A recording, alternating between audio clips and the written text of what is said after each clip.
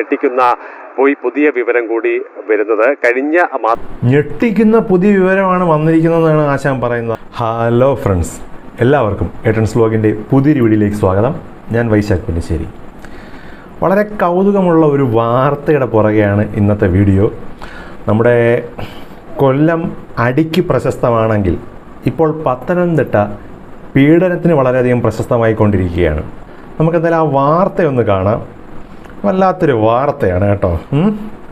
പത്തനംതിട്ട തിരുവല്ലയിൽ വിദ്യാർത്ഥിനിയെ പട്ടാപ്പകൽ പാർക്കിൽ വെച്ച് പീഡിപ്പിച്ചു. ഗർഭിണിയായ 17-കാരിയുടെ ഗർഭഛിദ്രം നടത്തി പ്രതിയായ യുവാവ് റിമാൻഡിലാണ്.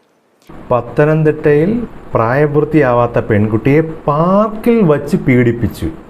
ഒന്ന് ആലോചിച്ച് നോക്കൂ, ആ ഒരു സന്ദർഭം എന്താണെന്നുള്ളത്. പാർക്ക് പബ്ലിക് പാർക്കാണ്, ആൾക്കാർ വളരെയധികം വന്നു പോയിക്കൊണ്ടിരിക്കുന്ന ഒരു സ്ഥലമാണ്. കുട്ടിയെ പീഡിപ്പിച്ചു, അതാണ് വാർത്ത കേട്ടോ.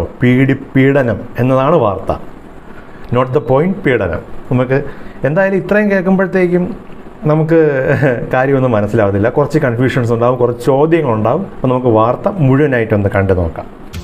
64 പേർ ലൈംഗികമായി ദുരുപയോഗം ചെയ്തുവെന്ന് പരാതി ഉയർന്ന ഒരു പെൺകുട്ടി തന്നെ പരാതി ഉയർത്തിയ പത്തനംതിട്ടയിൽ നിന്ന് തന്നെയാണ് ഞെട്ടിക്കുന്ന പുതിയ വിവരം കൂടി വരുന്നത്. ഞെട്ടിക്കുന്ന പുതിയ വിവരമാണ് വന്നിരിക്കുന്നതെന്നാണ് ആശാൻ പറയുന്നത്, അഭിലാഷ് ഏട്ടൻ പറയുന്നത്. ഞെട്ടിക്കുന്ന പുതിയ വിവരം. ഇനി ആ ഞെട്ടിക്കുന്ന പുതിയ വിവരം നമുക്കൊന്ന് കേൾക്കാം. 17-കാരിയായ +2 വിദ്യാർത്ഥിനി പട്ടാപ്പകൽ പാർക്കിൽ പീഡനത്തിന് ഇരയായി എന്നുള്ളതാണ്. തിരുവല്ല കവിയൂർ ഗ്രാമപഞ്ചായത്ത് പരിധിയിൽ വരുന്ന പാർക്കിൽ വെച്ച്, കുട്ടികളുടെ പാർക്കിൽ വെച്ചാണ് ഈ സംഭവം ഉണ്ടാകുന്നത്. തുടർന്ന് പെൺകുട്ടി ഗർഭവതിയായി. 6 ആഴ്ച ഗർഭവതിയായ ഘട്ടത്തിലാണ് പെൺകുട്ടിക്ക് ഇത് മനസ്സിലാക്കാൻ സാധിക്കുന്നത്. പിന്നീട് കാമുകനായ ജസ്വിൻ എന്ന ചുങ്കപ്പാറ സ്വദേശിയോട് ഈ വിഷയം ധരിപ്പിക്കുന്നു. അങ്ങനെ പിന്നീട് പെൺകുട്ടിയുടെ മാതാവിനോട് പെൺകുട്ടി തന്നെ വിവരം പറയുകയാണ് ഉണ്ടായത്. മാതാവ് പെൺകുട്ടിയെ വൈദ്യപരിശോധനയ്ക്ക് ഹാജരാക്കി ഗർഭാവസ്ഥ ഉറപ്പിക്കുകയും പിന്നീട് തിരുവല്ല പോലീസിൽ പരാതി നൽകുകയുമാണ് ഉണ്ടായത്. എങ്ങനെ ഉണ്ടേ പീഡന കഥ എങ്ങനെയുണ്ട്? ഇത് ആക്ച്വലി സംഭവിച്ചത് എന്താണെന്നുള്ളത് ആ വാർത്തയിൽ നിന്ന് തന്നെ വളരെ വ്യക്തമാണ്.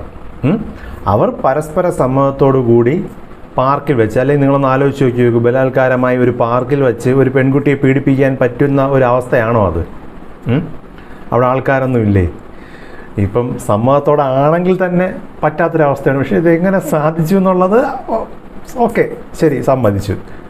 ആ സംഭവം നടന്നു. അവർ ആസ്വദിച്ചു, അവർ വീട്ടിൽ പോയി. പെൺകുട്ടി കുറച്ച് ദിവസങ്ങൾ, 6 ആഴ്ചയ്ക്ക് ശേഷമാണ് അറിയുന്നത് അവൾ ഗർഭിണിയാണെന്ന്. അപ്പോൾ പീഡിപ്പിച്ച ആളോട് തന്നെയാണ് അവൾ വിവരം ആദ്യം അറിയിച്ചത്. ആരുടെ? കാമുകനോട്. അപ്പോഴും അത് പീഡനമാണ്.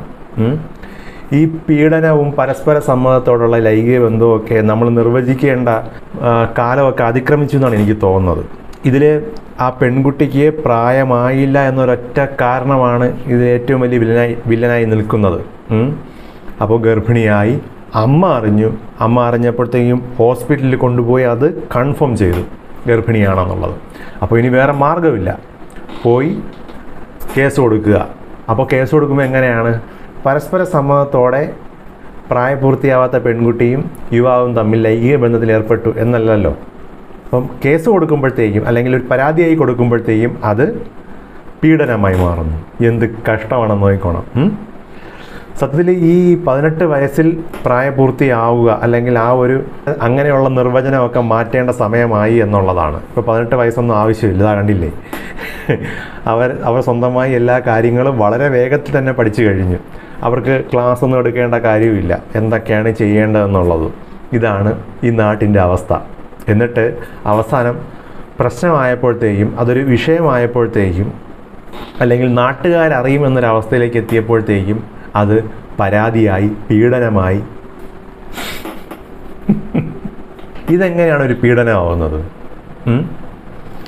ആ പയ്യൻ്റെയൊക്കെ ഒരു അവസ്ഥയൊന്ന് ആലോചിച്ച് നോക്കൂ. ആ പയ്യൻ, നമുക്ക് പറയാൻ വേണമെങ്കിൽ ഇങ്ങനെയുള്ള കാര്യങ്ങൾക്ക് പോയിട്ടല്ലേ ഇത്തരത്തിൽ പിടി വീണത് എന്നുള്ളത്.